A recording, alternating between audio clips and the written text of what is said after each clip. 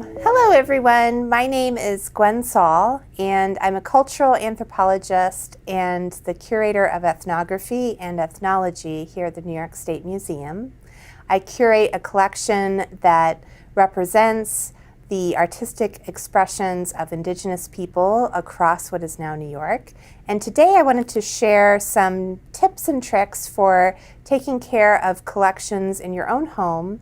Perhaps beadwork or baskets you have. Perhaps you've returned from Ganondagan's annual art market festival or the Abenaki and Mohawk Art Festival at the Adirondack Museum in Blue Mountain Lake. Whatever the case, maybe it's a family heirloom and you have some beadwork or basketry at home. I'd like to offer some suggestions for how to take care of that.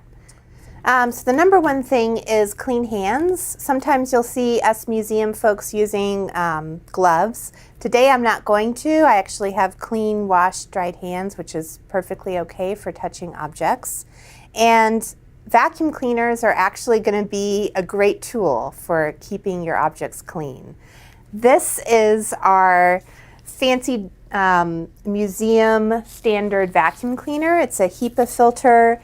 No Fisk vacuum, and what makes it so special is that it has this adjustable control box here which allows you to manipulate the strength of the suction of your vacuum. You may not have that on your home vacuum cleaner, but there is something else you can use.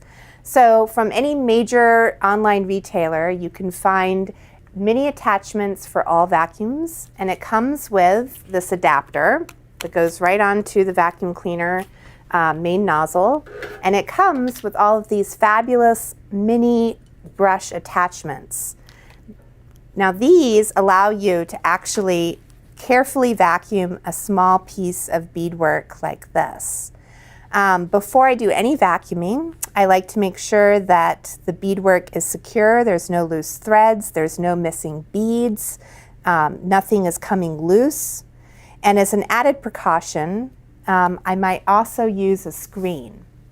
So what's great about these small mini brushes is that they allow you to go in very small spaces. So you can, for instance, go all around on the velvet here without touching the beadwork. But if you wanted to do the entire piece, what I might suggest is going to your hardware store and getting a piece of mesh screen and then using a piece of painter's tape to cover the edges and simply put that over the object when you are vacuuming. So that just really helps to protect it even further. Now another thing to consider when you have a family heirloom or an object is to document it. So take a picture of it, and you might want to consider getting, again from any camera store or online retailer, a color card. And this, when you take a picture of the object with it, will help keep track of the colors. So if any fading or damage happens over the years with your object, you have this record of it. And that can be very helpful. If there is a piece of beadwork that is really dirty or dusty, or there is debris in the beadwork and you vacuumed it and it's still there, you can take this one step farther and use Q-tips and distilled water. And you'll take your Q-tip, you'll get it damp in the distilled water, roll it over a piece of paper towel so that it's just barely damp, and then ever so gently simply rotate the Q-tip over the beadwork, carefully removing any dust or debris that's embedded in the beads. And that can also help. You don't want it to be saturated and wet, you just simply want it to be ever so slightly damp so that it's removing the dirt. So some of these techniques you can also use with baskets. So this is a beautiful black ash splint basket, and you could also use the vacuum brushes with this. Another thing, if you don't want to bother with vacuuming, is to use a brush. And you can use a makeup brush, a brand new makeup brush, maybe a highlighter brush with the fan, or a paintbrush, whatever is most convenient. And simply use that to carefully brush away any dust or debris that is on the basket.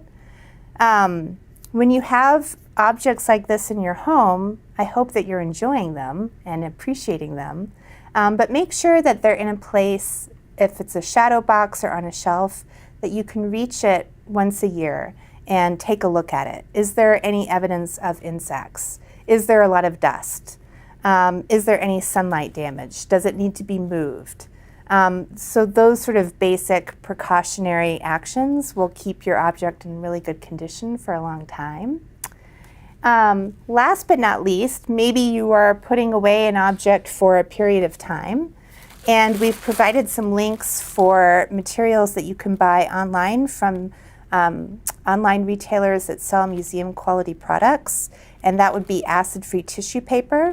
So this gorgeous beaded cushion by Cayuga artist Sam Thomas is in storage here at the museum, and what I've done for the time being is wrap it up in a piece of acid-free tissue paper. And this really goes a long ways towards keeping any dust, debris off of your object, preventing or at least discouraging pests or insects. And you don't have to worry about the paper coloring or doing any harm to the actual object over time. So that's a great way to store something if you don't want to have it out on display. So I hope that these tips and tricks will help you, and thank you for joining me.